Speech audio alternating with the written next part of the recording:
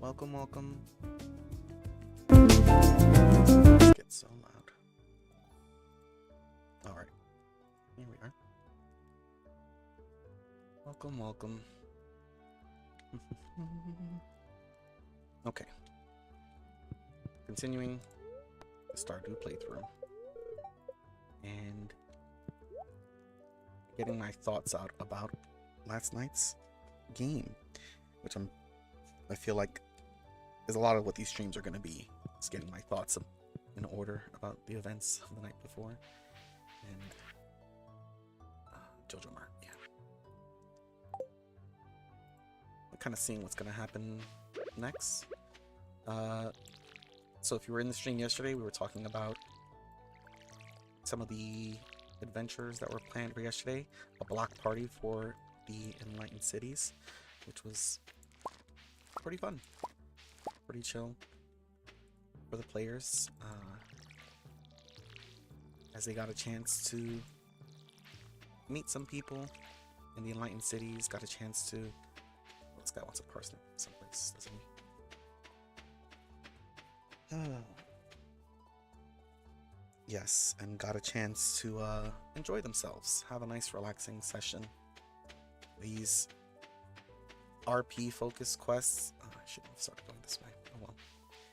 These RP focused quests I find are very important for just like, you know, getting the players really feel and get the sense like they're living in that world, living in that place, as much as like high octane combat from moment to moment. That's just, you know, off the wall, crazy, deadly is fun.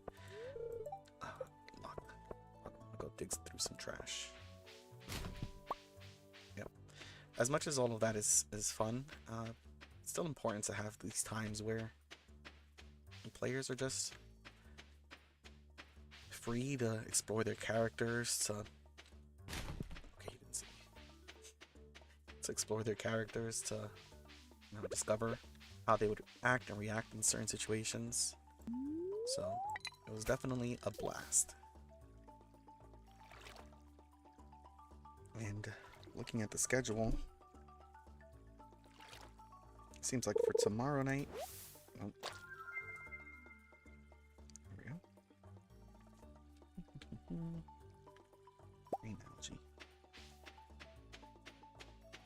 For tomorrow night, the party plans on attacking the Golem factory, which will be cool.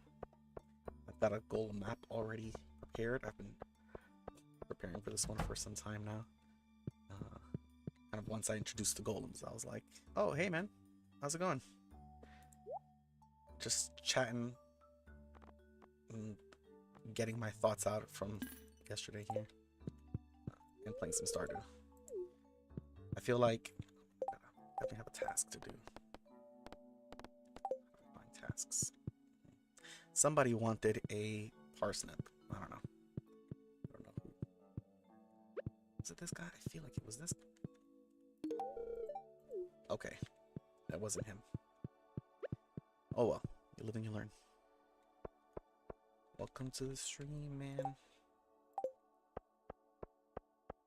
Like I said before, just planning on playing Stardew, because like I've wanted to play it, but it's such like a relaxing, chill game that it I don't know. Sometimes I kind of feel guilty playing games like this, or games that like just take a long time and are meant to make you feel relaxed and cozy, because it kind of makes me feel like I don't have time to be relaxed. I've got things to do. But hopefully this kind of forces me to play, and it's also not so intense that I need to focus 100%. I can kind of get my thoughts in order. But yeah, I appreciate the support here. But yeah, I was just thinking about yesterday's quest. So memorable with Tejiko out there and her family. I really also got to give, I guess, honors? No. Flowers, as is what it's called. Got to give flowers to Kristen there, because, so many players I find are so afraid of having something that they feel like the DM can use against them, that they're just like, all right, if I do this and I let the DM, know that I care about these things, and the DM's gonna use that to try to hurt me in some way, or maybe not even hurt, but just like use it against you, force you to do things because you care about it.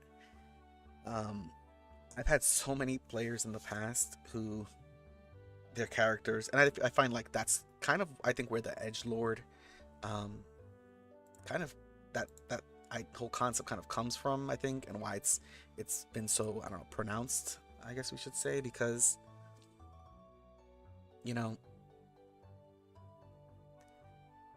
players want to feel like they can just do whatever they want and not have to,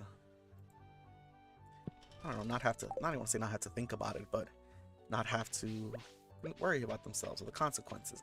It's such a strange dynamic and thought process, but a lot of players do make characters, and they're like, it's why I like the whole trope of my parents are dead. I have no family, I have no one, because it's like, okay, then there's nothing for you to attach to or care about. And some players, they like that. They're like, well, good, then there's nothing you can do to force me. But that's where like the drama is. That's where like the good storytelling is. And Kristen, great player, pretty much straight up told me, was like, hey, these guys, I made this family, I made this story, it's all fair game. Yeah, 100%. Like, if I'm a loner, you can't hurt me. Let's see, where's the chat box not coming through?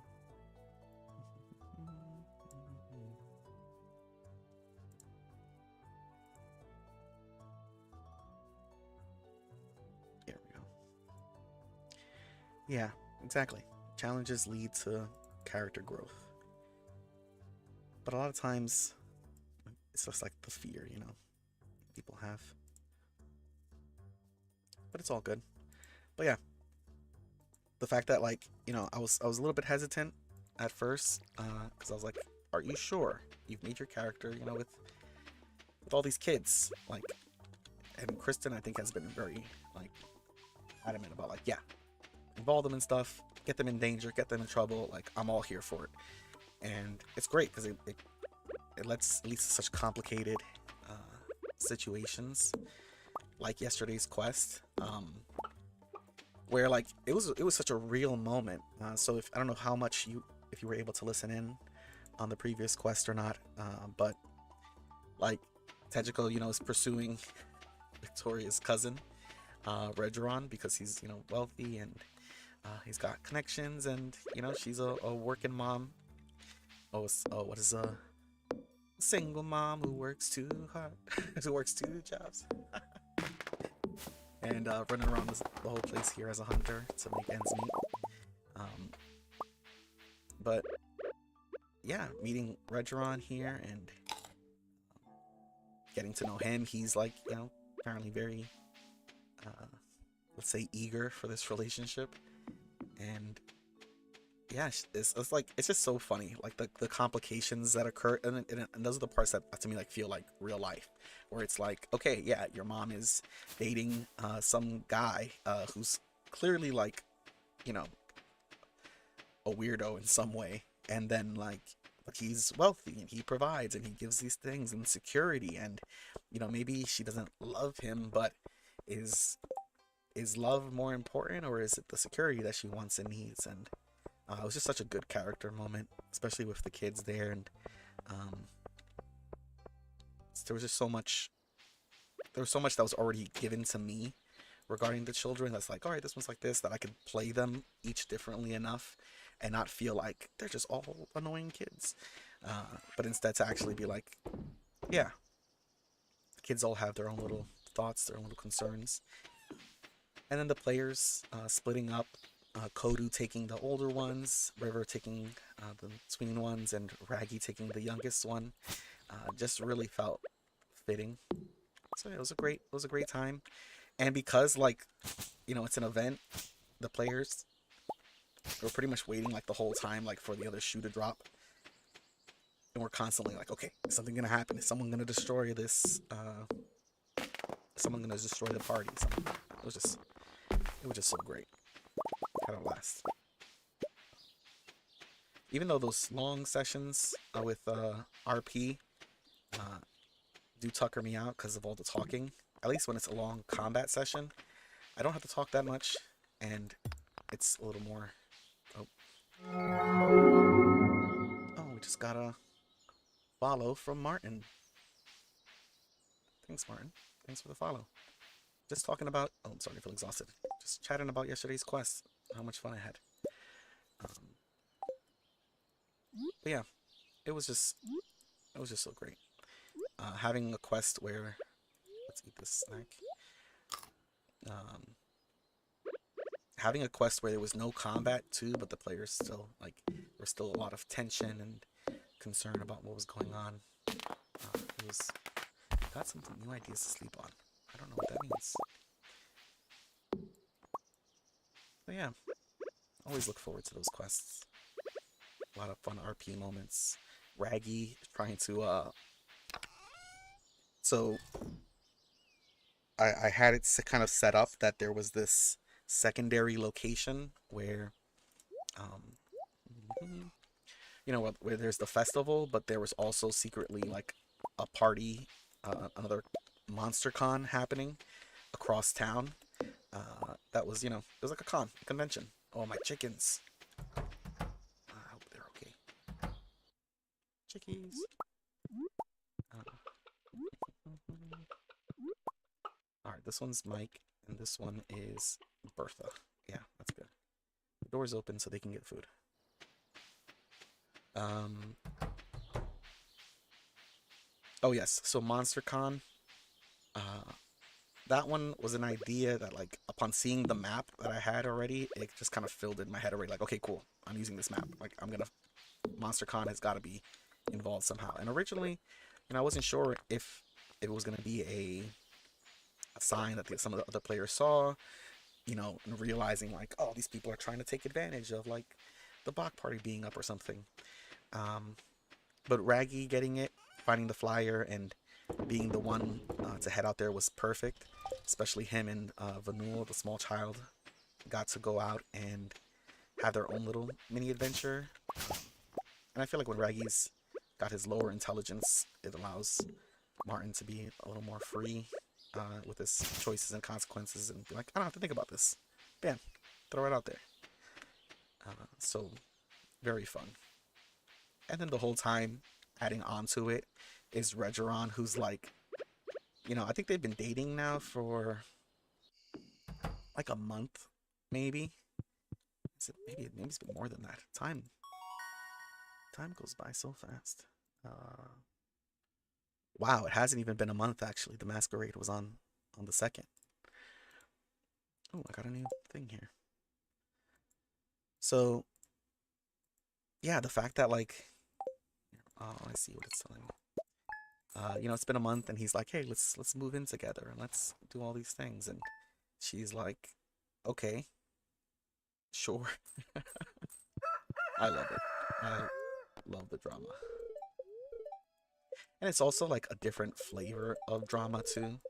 I think that's the one thing I love about the games that we do, is it also gives me the freedom to be like, okay, you know what am I into like, what am I, it's like I'm a chef, and it's like, okay, what am I cooking up here today? What flavors do I want to add? What notes, what hints of other things I want to put in there? And then of course, eventually Malin, there's some word. Apparently the guards show up and they're like, hey, your boy here is involved in these attacks. And of course Tejico's like, no, he's not. I know my son, he's a good boy. And then just for it to end up, yeah, the guards are like, he knows something. And Malin's whispering to her like, I do know something. It was great moment. Caught the characters off guard, and even then, like in the middle of they're in the middle of the street here, Kodu's there thinking like, all right, do we make this attack? Do we do something here, or do we just do we flee? Do we leave? But the fact that there's like all these children here, and it just added more to like the stakes of like, all right, we need to be careful and make the right choices. Then of course they go to the precinct, and everyone's freaking out. But the best surprise was at the end, Tejiko, pulling in her favor, pulling in her BFF, Sophia Marigold, the queen, not the queen, the black staff, but a queen nonetheless. Very diva-like behavior here. Exactly. A little bit of some hated NPCs, a little bit of panic, some tension, some comic relief. I think, Jordan Peele, like he's gone on record speaking about his films, about how comedy and horror are like very similar. They both rely on like a rising of tension, or and then a sudden like relief, or sometimes there's like a fake out. Even with like jokes, someone zigs when you think they're gonna zag. It just adds to the comedy of it all. And the same thing with like a jump scare. If you're like, oh, it's safe, there's nothing there, and then something comes out, you're like, oh snap. Yeah.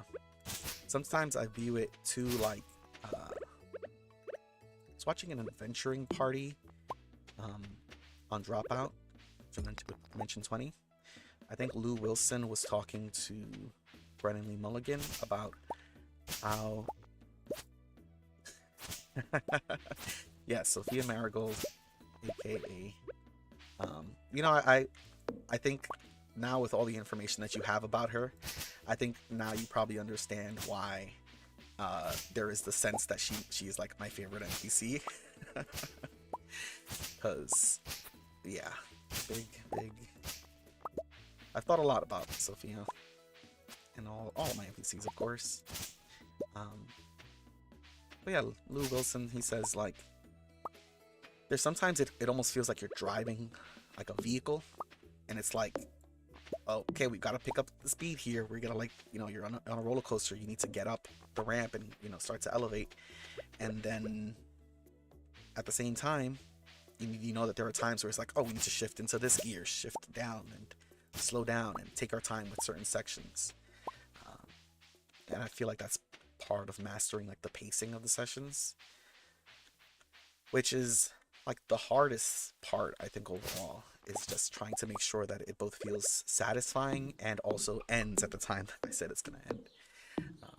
And making sure that we reach a moment where it's like, okay, we've escalated, we've gone there. It's also why sometimes, like, even at the end of a session, I'll kind of still want to take moments and be like, okay, let's spend some time in low gear so we can kind of,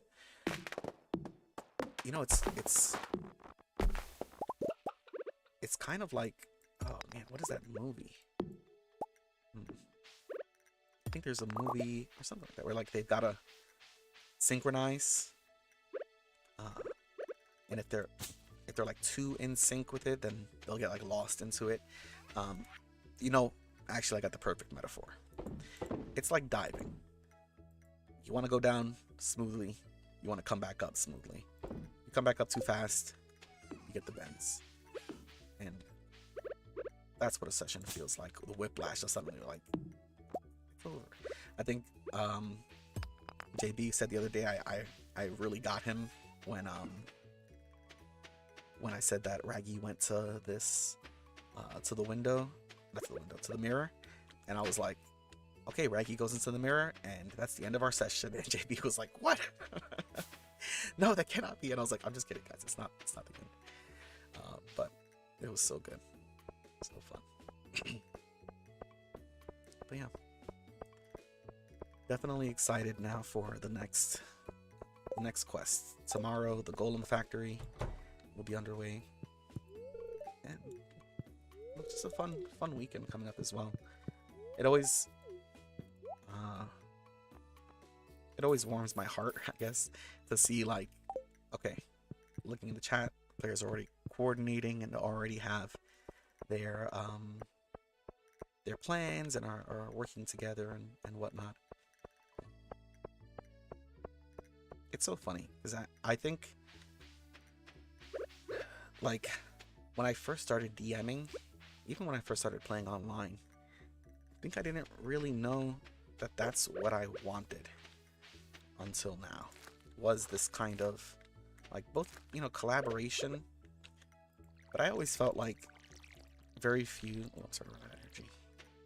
people think about D&D as much as I do, or think about like their characters.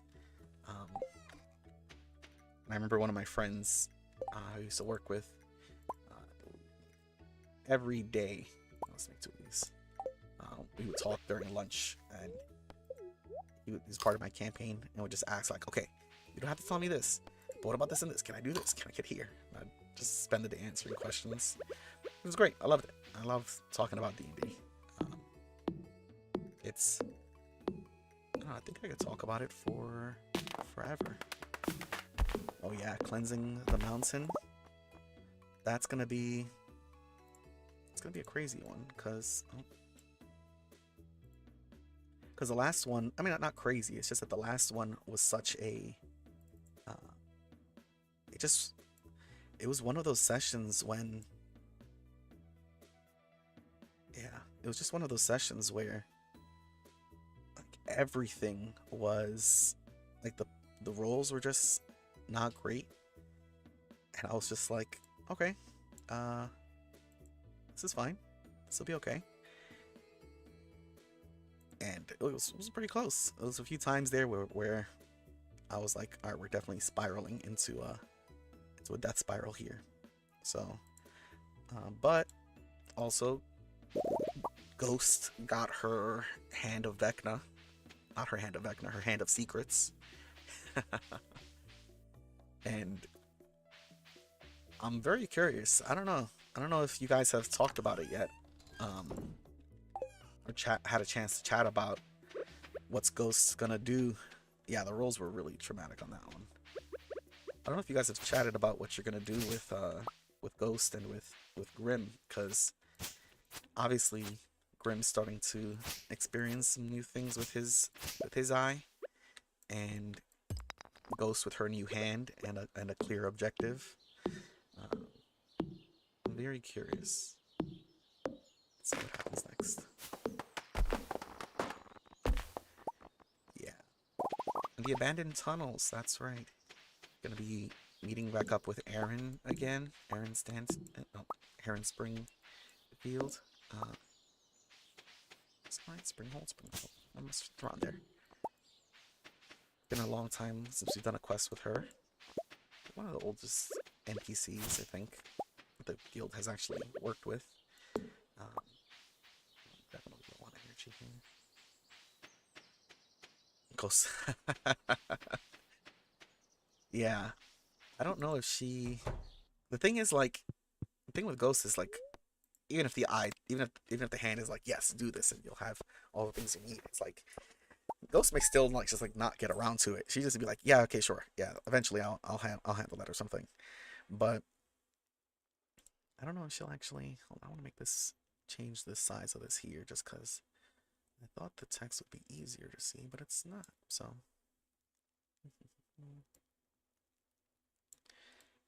Yeah. God, that's a horrible image though of for Ghost to just be hovering above you, especially since she's so sneaky. You never know if she's around. Crazy.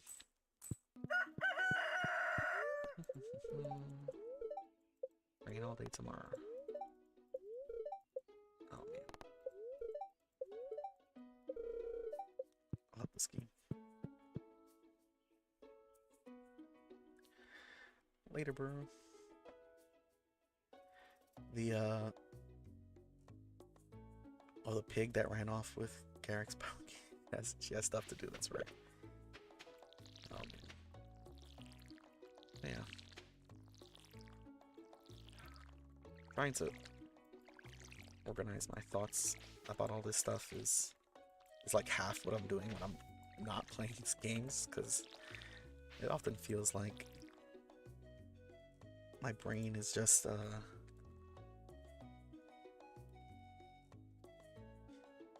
like my brain is just a big machine.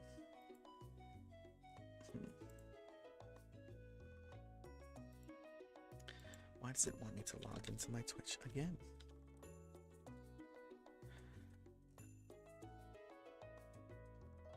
I'll figure this out. But anyhow, the yeah, it's like my brain's like a big server and it needs to update sometimes, or just like process all the information. I do know I definitely take long sometimes to process things, and just always how I've been. But yeah, hold on a second here.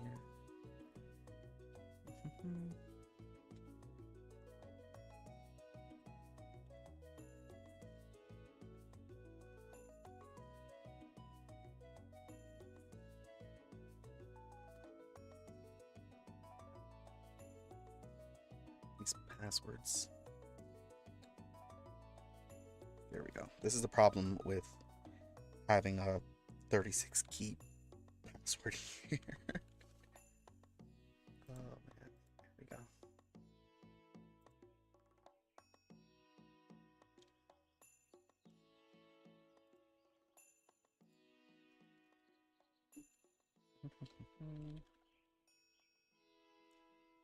Awesome.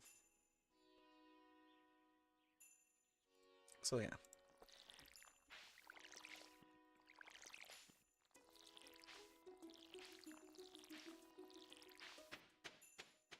I'm trying to think what else has been going on. What other news has happened? there's a lot of stuff that went down.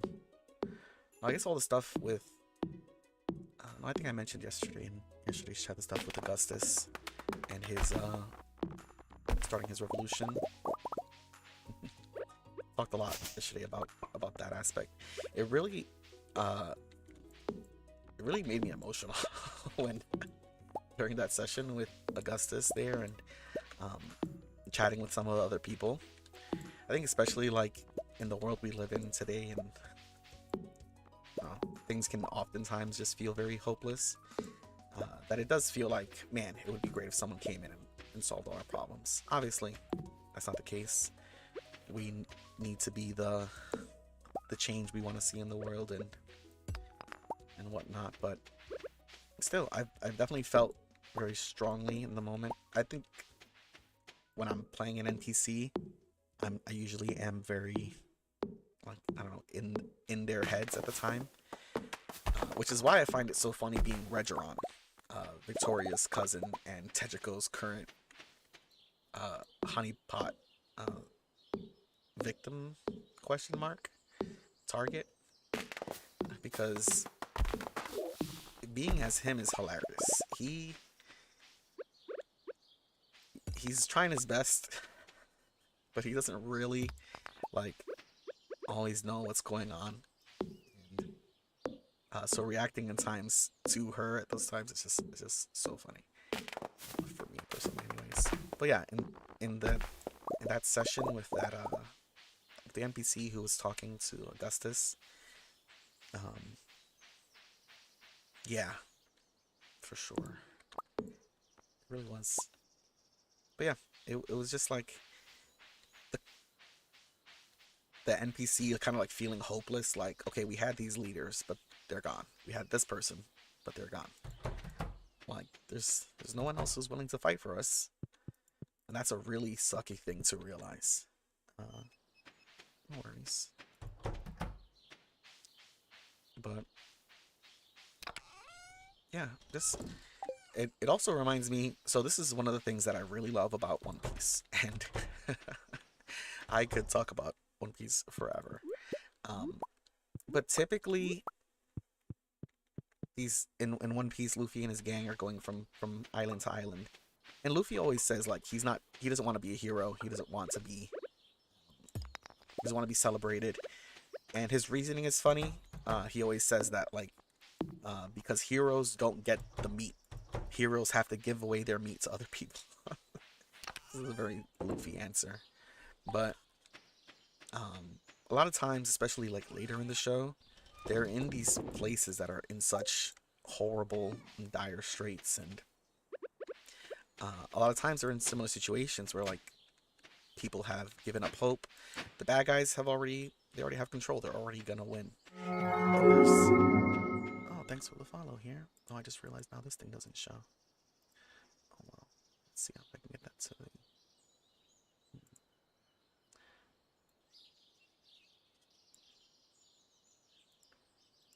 Let's see. Can I get that to show over here now? Oh,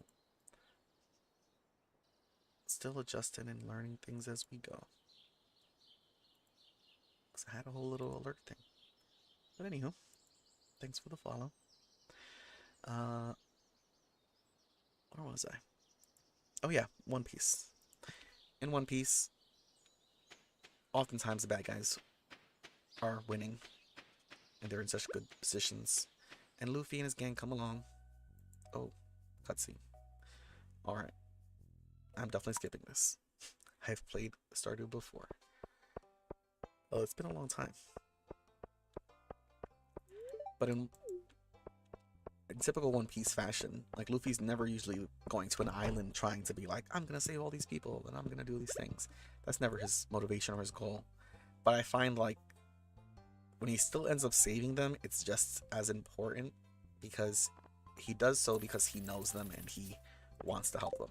So typically, he gets to know the people. They usually are friends and they offer him something, and then once he learns like, wait, there are these injustices happening to you, well, we can't have that, you're my friend, and then he goes about trying to solve things.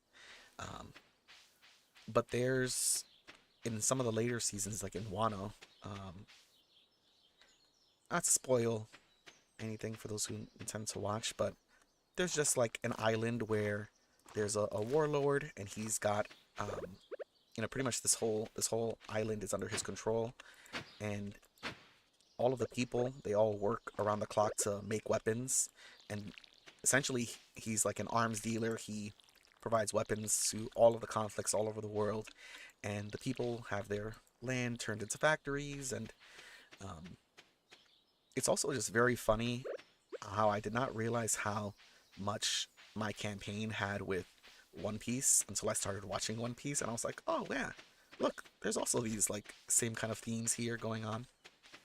And even for like the Midnight Pact, I don't think all of them, you know, I think many of them would uh, kind of reject that staple of like, we're not heroes, like we do our job, like that's it. Um, so I find like those things, I don't know, those kind of uh, similar similar themes, just very interesting.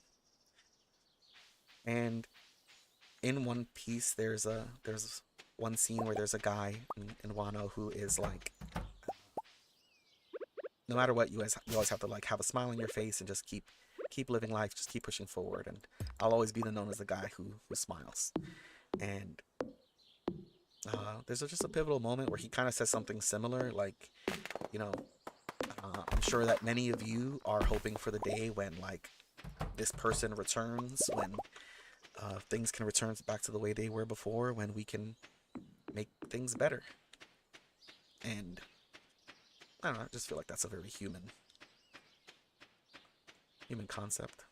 But yeah, in the moment when Augustus was having that moment, I was like about to sob because I was like, oh my god, I just felt for that NPC. Having seen like, their leader executed, seeing other people pushed out, seeing how high the odds were stacked against them, it's easy to lose hope, you know. But we'll see if that hope is returned, and if the people make a difference. Because the other part of it is too is that like at the end of the day, no one person can save everybody. At a certain point, someone's gotta someone's just gotta be the example that shows people that it's okay to fight back and to do something. So we'll see if Augustus becomes that person. But yeah, plenty of other character developments going on. Oh man, Victoria and 10 ores. Okay, I definitely took a quest from somebody, and I don't. Oh, maybe I'm supposed to do it in a certain amount of time. I was pretty sure I took a quest to get somebody something. Oh well. But yeah, Victoria meeting with Maeve, huge moment. Um, I'm sure for those who are familiar with the Dresden Files can see some of the inspiration that I've taken from there in terms of the Fey Court, but also there's just so much writing about them in general. Um, but I love like the payoff of things that were said like randomly in quests like ages ago, some suddenly coming to fruition. Where you know there was a site, a holy site, where it seemed like there were people who worshipped the Winter Court, and kind of saw them as like deities and gods, which they kind of are. I think this is all I can accomplish today. So seeing like the different courts having the different opinions, like Maeve obviously clearly lured by her grandmother Baba Yaga, the complications there. I think if you want to have an interesting story, like really just having interesting characters is where you start, and giving them connections together. And the fact that like Tasha of Tasha's Cauldron for Everything already has like historical, I don't know, and writings that already indicate that like Baba Yaga was her mother and she was taking in. at a young age and learn magic from her. And now there is like a Baba Yaga of this world, but she's also Mab's mother. And, you know, Mab is the queen of the Winter Court, the queen of air and darkness, but she has her own. Like, there's just, it's all, I mean, that's where the drama is that it's all family. That's the problem. Is that, you know, Mab has her issues with her sister, Tisania. She has her issues with her daughter. She has her issues with her mother. Uh, hey, Gio. Welcome, welcome. Just chatting about some stuff from the game and things like that. But yeah, thanks, Gio. Enjoy your walk. Appreciate you checking in. I've got an appointment in like 15 minutes, but short stream today. Thanks, bud. But yeah, so yeah, it's that's where like the drama is. You know, they're all family. They've all got issues, and that's the thing about families. Like, you can't really get rid of them, and some of them are going to cause you headaches. Some of them are going to try to kill you and usurp your throne. So now to see, and of course Mab in typical Mab fashion, she's not just like, good work, my knight, you deserve a vacation. Instead she's like, good, now that you finished with that, kill this guy instead. Kill the king of the wild hunt. That will be your next task for you. But who knows? I mean, anything is possible. You know, that's the thing I love about the game. Like, I even when Victoria went to go to speak to Maeve and kind of ask her and, you know, find out like what's going on. You know, even though I'm sure she already had an idea at that point, like, okay, I don't think you were kidnapped. You might be betraying your mother here. But even then, I wasn't sure if Victoria was gonna decide to betray her or not. Victoria might have said like, you know what? There are just so many variables and so many different ways the story could have unfolded. Like, I think about it all the time of like, what would have happened if the Midnight Pact had decided to align themselves with Tasha, because that would have sent them on like an entirely different pathway. Tasha, you know, notoriously only gives a fuck about herself, and that's pretty much it. But still, would have been really cool to see how that could have gone, because there's a whole another reality here where it's the Midnight Pact helping Tasha, joined by Baba Yaga, trying to,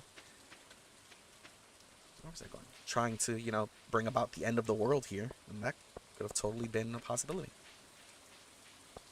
Or even in this case, could have still been a betrayal.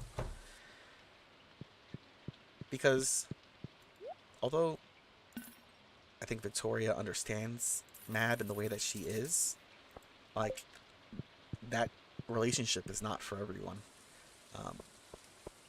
Not many people would want to be in her position, or would respect Mab and still want to be under her service. Some might have taken that chance and been like, yeah, I will betray Mab here. And what a crazy story that would have been. And they still could. It could still be like, you know, we could get to the end of this next arc, and it could be at the end, and I don't know, one of the players could decide, you know what, this is the perfect time to strike at Mab, and I'm gonna take on the mantle of like the head of the court of Winter or something. It would be crazy, but that's the kind of crazy I want to see. Or at least, like, that's the possibilities of these things happening is really the main thing. Like, anything could happen. Any of those options could happen. But at least the what if that gives you the most pause is if we had chosen to side with either the Free Cities or the Empire back in the day. Not taking a side, ended up with a third option I did not expect. Yeah, I definitely put things out there in the beginning that were like, hey, there are potential sides here.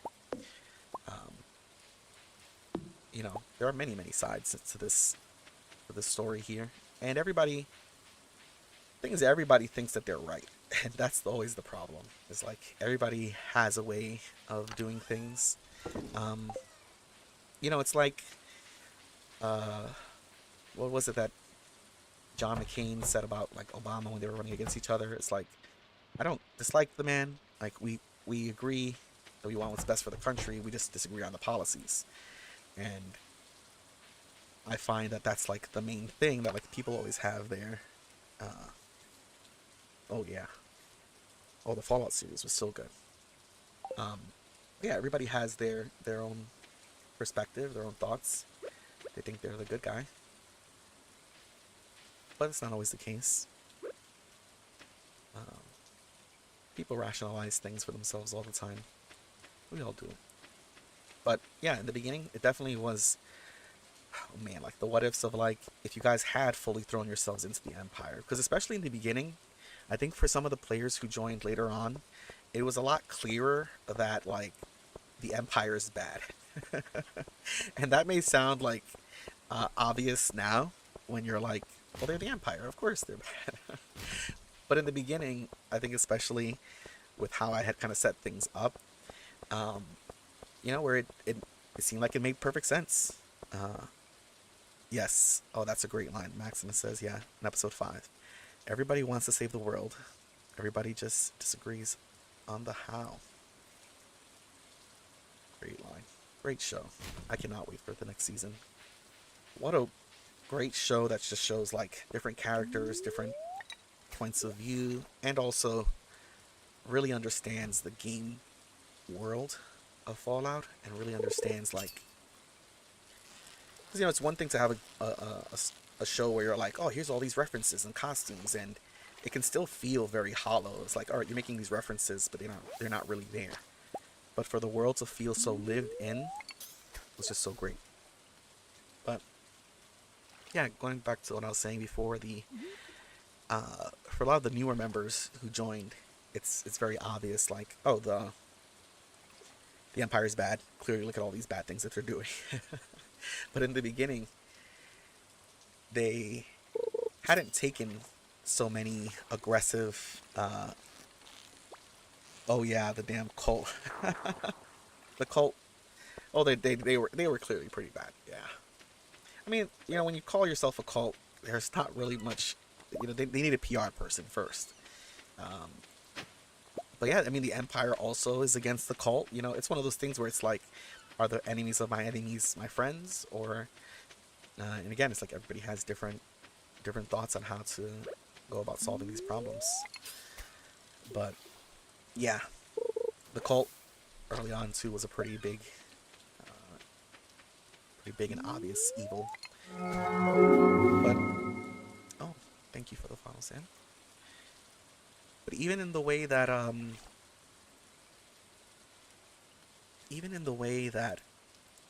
the Empire, not the Empire, the Enlightened cities, kind of seemed like just like you know this bastion of like free thought and um, you know unbridled, unrestricted capitalism, and you know people just trying to make a living. But of course, Gravich, you know, ruining everything on that end there and getting more and more control. It's yeah, it's funny. It's very funny too how in the beginning, like,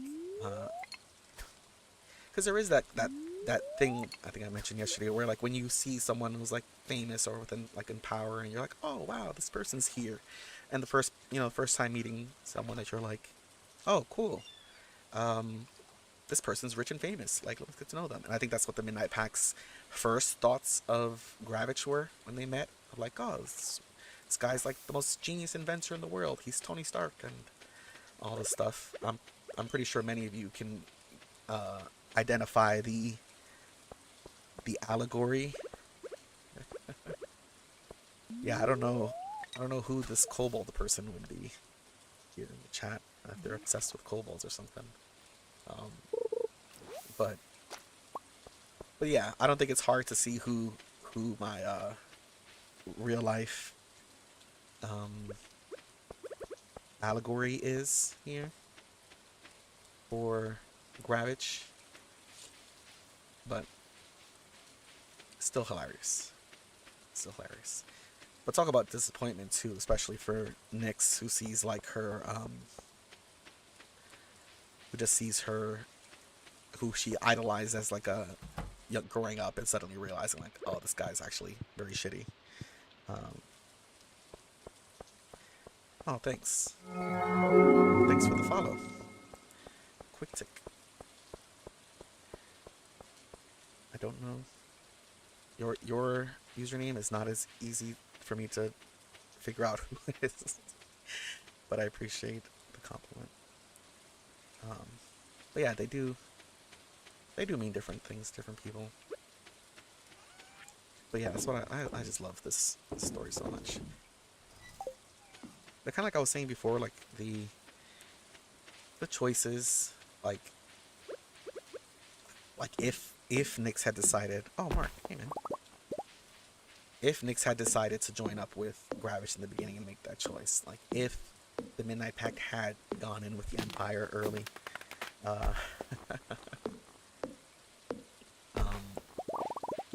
because there were plenty of opportunities as well, especially in the beginning.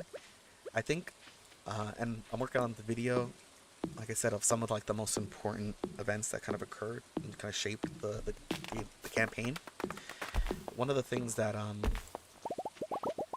Ryan brought up was the the trial of the wizard Nox, and I loved that moment so much.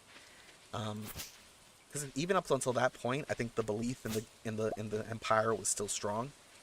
Um, and for those who don't know, uh, in Fox Quay Bay, in a town within the Savage Isles, there was this necromancer who. Let's check out my chickens one more time. There was a necromancer in the Tepish Isles who basically they had this whole system, and it's honestly not very different from what Aurelia does today, which is also I think hilarious. Um, but basically, in this town, they kind of had a social contract, an agreement that all of the people who live in town, they have plenty of benefits. They are able to, have free food, free education, free healthcare. No one really needed to work more than a few hours a day at most, and most of the people were happy with their arrangement because they had kind of made an agreement with Knox that all of the dead in the town, when they died, their bodies would be stripped clean. They would be taken care of. They'd be cleaned up. They'd be dressed and taken care of, and the Nox would raise them as like a skeleton, and they would be a servant. And these servants would basically handle all of the menial labor in the town, and basically take care of things for free.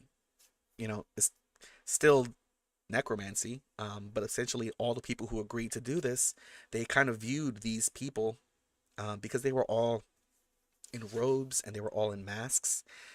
They viewed the people, these skeletons, as part of their family.